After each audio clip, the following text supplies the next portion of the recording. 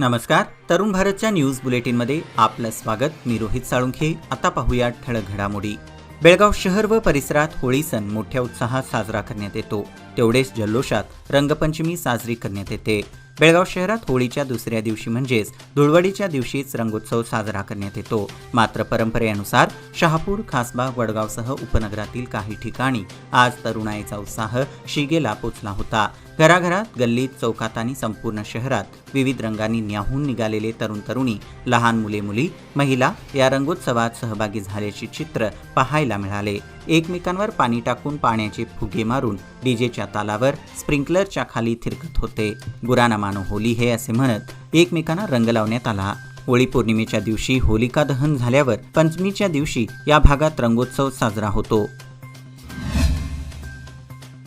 हुबळी धारवाडकर माजी मुख्यमंत्री जगदीश शेट्टर यांचा तिरस्कार केला आहे. तसे असताना त्यांना बेळगावकर कसे स्वीकारतील? स्वतः आपल्या व्याहींची उमेदवारी चुकून उमेदवारी मिळवली आहे. याद्वारे त्यांनी आपण स्वार्थ राजनेता असल्याचे साबित केले आहेत, असे महिला व बाल कल्याण मंत्री लक्ष्मी हेब्बाळकर म्हणाल्या. लोकसभा निवडणुकीचे काँग्रेस उमेदवार मृणाल हेब्बाळकर यांच्या प्रचारार्थ बेळगाव ग्रामीण भागातील मारिहाळ येथे आयोजित काँग्रेस कार्यकर्त्यांच्या बैठकीत त्या बोलत होत्या. याप्रसंगी विधान परिषद सदस्य चन्नराज हट्टीहोळी, विनोद चव्हाण, आसिफ मुल्ला व इतर उपस्थित होते. तसेच सौदत्ती विधानसभा मतदारसंघाच्या व्याप्तीत येणाऱ्या हंचनाळ येथे देखील मृणाल हेब्बाळकर यांची प्रचार सभा पार पडली. बेळगाव लोकसभा मतदारसंघाचे भाजप उमेदवार जगदीश शेट्टर यांनी आज चाय पे चर्चा केली. आज सकाळी हनुमाननगर आणि हिंडलगा श्री गणेश मंदिराजवळ उमेदवार जगदीश शेट्टर यांचा हा कार्यक्रम पार पडला. ज्येष्ठ नागरिकांशी त्यांनी यावेळी संवाद साधला. चिकोडी लोकसभा मतदारसंघाच्या व्याप्तीत येणारा यमकनमर्डी विधानसभा मतदारसंघ माझा गृह मतदारसंघ असून याचा विकासासाठी आपण प्रयत्नशील असल्याचे चिकोडी काँग्रेस लोकसभा उमेदवार प्रियांका जारकिहोळी यांनी सांगितले. चिकोडी तालुक्यातील जिंत्राळ, कुरणीवाडी, चिकालगुड्ड आदी भागात आयोजित प्रचार सभेत त्या बोलत होत्या. तसेच बेळगाव तालुक्यातील अगसगा, हंदिगनूर, केदनूर येथे बूथस्तरीय कार्यकर्त्यांची बैठक पार पडली. बेळगाव तालुक्यात शनिवारी रंगपंचमी मोठ्या उत्साहात व जल्लोषात साजरी करण्यात आली. पारंपरिक वाद्यांच्या व ढोल ताशांच्या तालावर तरुणाई थिरकताना दिसून आली. एकमेकांना रंग लावून रंगपंचमीच्या शुभेच्छा देण्यात आल्या. सकाळपासूनच गावागावांमध्ये रंग खेळण्यास सुरुवात झाली होती. तालुक्याच्या विविध गावांमध्ये होळीच्या 5व्या दिवशी रंगपंचमी साजरी करण्याची परंपरा आहे. यंदा मात्र होळीच्या 6व्या दिवशी म्हणजेच शनिवारी साजरी करण्यात आली. दुपारी 12 वाजेपर्यंत अवघा तालुका रंगात रंगून गेला होता. गावच्या वेशीवर, गल्ल्यांमध्ये, कोपऱ्यांवर, चौकात रंग खेळण्याचे आयोजन करण्यात आले होते. काही गावांमध्ये दुपारी 12 पर्यंत तर काही ठिकाणी 12:30 पर्यंत रंगपंचमी साजरी करण्यात आली. एका नवजात शिशूच्या उपचारासाठी ओ पॉझिटिव्ह रक्ताची गरज होती. यासाठी बीम्स ब्लड बँकेचे प्रमुख डॉक्टर रवींद्र पाटील यांनी फेसबुक फ्रेंड सर्कल टीमच्या संतोष दरेकर यांचे पाचारण केले.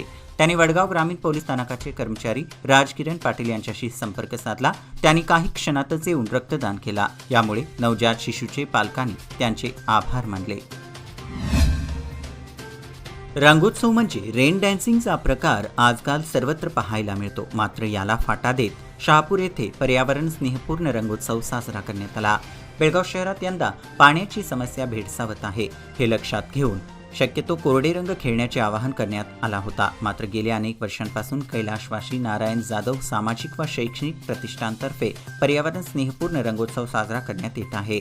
आज देखील डॉक्टर बाबासाहेब आंबेडकर सर्कल खासबाग येथे नैसर्गिक फुलांचा वापर करून रंगपंचमी साजरी करण्यात आली. या कार्यक्रमाला प्रमुख पाहुणे म्हणून शहापूर पोलीस स्थानकाचे पोलीस निरीक्षक चंद्रशेखर, प्रतिष्ठानचे अध्यक्ष मालोजीराव आष्टेकर, नगरसेवक रवी साळुंखे, नेताजीराव जाधव, हिरालाल चव्हाण, अमृत भागोजी, मनोहर होसूरकर, श्रीधर उर्फ बापू जाधव व इतर उपस्थित होते. आज शनिवारी बेळगाव उपनगरात जल्लोषात परंपरेनुसार रंगपंचमी साजरी झाली. यानिमित्त पोलीस विभागाच्या वतीने चोख बंदोबस्त ठेवण्यात आला होता. नेहमीप्रमाणे सण उत्सवात शांती राखण्यासाठी व्यस्त पोलीस कर्मचारी आज देखील आपली सेवा बजावत होते. याप्रसंगी नागरिकांनी त्यांना रंग लावून त्यांना रंगपंचमीच्या शुभेच्छा दिल्या. बेळगाव तालुक्यातील बसवनकुर्ची गावामध्ये श्री कलमेश्वर यात्रा आगामी दिवसात होणार आहे. यानिमित्त शेकडो वर्षांची परंपरा जपत बैलगाडीतून जाऊन इंगड्यांसाठी लाकडे आणण्याची प्रक्रिया आज पार पडली. यासाठी आज पहाटे 4 वाजता गावातील नागरिक बालसमूहासह मोठ्या संख्येने कुर्चीपासून काकतीपर्यंत अनवाणी पायाने जात जंगलातील लाकडे घेऊन पुन्हा कुर्चीकडे परतले. मंगळवारी दिनांक 2 एप्रिल रोजी ही यात्रा साजरी होणार आहे. आदर्शनगर वडगाव बेळगाव येथील संजीवनी फाउंडेशनतर्फे मोठ्या उत्साहात रंगपंचमी साजरी करण्यात आली.